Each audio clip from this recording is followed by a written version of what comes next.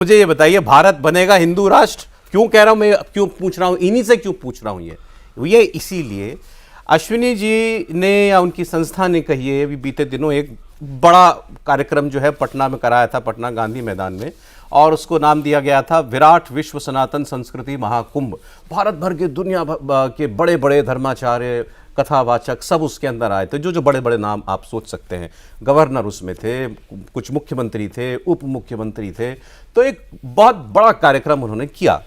तो वहाँ जो बातें हुई, जैसे वहाँ पर आजकल जिन कथावाचक की सबसे ज़्यादा डिमांड है या चर्चा रहती है, धीरेन्द्र शास्त्री जी, जिनको हम बाबा बागेश्वर कह लेते हैं, उन्होंने, वो तो हर जगह जाके हिंदू राष्ट्र की बात करते हैं, तो उन्होंने वहाँ भी वही कहा। उन्होंने कहा कि भारत एक दिन हिंदू राष्ट्र बनकर रहेगा, और जिस दिन भारत हिंदू राष्ट्र बनेगा, बिहार पहला राज्य होगा जो कि हिंदू राज्य होगा।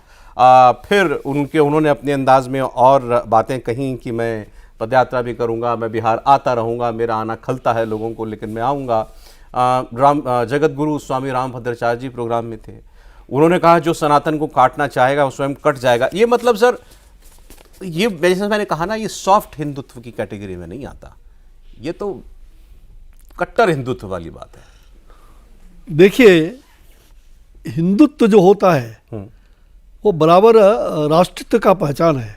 Hindu is way of life, Hindu जीवन जीने की पद्धति है, हिंदू एक संस्कार है, हिंदू एक संस्कृति है। वो राष्ट्रीय संस्कृति के रूप में हम उसको मानते हैं। मुझे लगता है कि हिंदू कभी कट्टर नहीं हो सकता। आपने गांधी जी को उसमें सुना होगा, उन्होंने कहा है Hindus are cowards and Muslims are bullets, ये गांधी जी की किताब में। तो हिंदू कभी कट्टरता की ओर नहीं जाता। हिंदू तो आज भी सहमत है गांधी जी की उदार चरिताराम वसुधैव कुटुंबकम। हम तो वसुधैव कुटुंबकम की बात करने वाले लोग हैं, पूरा वसुधा का कल्याण। मैं गांधी जी का कोट पूरा कर देता हूं। उन्होंने कहा था, अंबेडकर साहब ने कहा था ये कि an average Muslim is a bully, an average Hindu is a coward. Gandhi ji ने कहा। आज मानते हैं, आज भी सही बात है ये जी? आज भी सही मानते हैं आप इस कथन को? नहीं, मैं दूसरा मानता हूं। मैं तो कहता हूं कि हिंदू का, मैंने उदार चरिताराम वसुधैव कुटुंबकम, हम तो वसुधैव कुटुंबकम की बात करने वाले लोग हैं। वसुधा का कल्याण न भूलो, स्वार्थ साधना की आंधी में वसुधा का कल्याण न भूलो। हम तो वसुधा के कल्याण के लिए हैं, हम स्वार्थ के लिए नहीं आते। और इसलिए हिंदू कभी स्वार्थी नहीं होता। हिंदू सनातन है, हिंदू सार्वभौमिक है। हिंदू कह सकते हैं कि जो समावेशी है जी। हिंदू कभी, या हिंदू स्वार्थी नहीं होता, स्वार्थ के पीछे नहीं। नेता तो स्वार्थी होता है ना, उसको तो चुनाव जीतना है भाई। नेता को बिहार का चुनाव जीतना है, ये आपका कहना सही है। नेता कुछ हो सकते हैं, लेकिन स्वभाव से हिंदुत्व जो होता है एक संस्कार है। हिंदू राष्ट्रीय संस्कृति का एक पर्यायवाची चीज है। भारत हिंदू राष्ट्र होगा जो इन्होंने पूछा, वो आपको लगता है? और होगा तो क्या जल्द होगा, कब होगा? मुझे लगता है कि ये जो मैं पहले ही कहा कि हम भारत को क्या मानते हैं। भारत कोई धर्मशाला नहीं है, कोई हमारी ये सदियों से प्राचीन हमारी पद्धति रही है। हमारी वेदों में, शास्त्रों में, उपनिषदों में, हमारे सारे जितने ऋषि मुनियों ने, ये धरती त्याग की धरती रही है, ये धरती बलिदान की धरती रही है, ये धरती शुरू से ही संस्कार की धरती रही है। तो फिर हम भारत को राष्ट्र मान के चलते हैं। राष्ट्र इदम नोमम इदम राष्ट्र स्वाहा जी। हम राष्ट्र के प्रति समर्पित लोग हैं। हम राष्ट्र को, तो भारत राष्ट्र है, भारत और हिंदू भी है। भारत, भाई मैं कह रहा हूं, सनातन क्या, हमारा विचार क्या। हम सनातन जो है, हम सनातन संस्कृति के पोषक हैं, और सनातन ही हिंदुत्व है।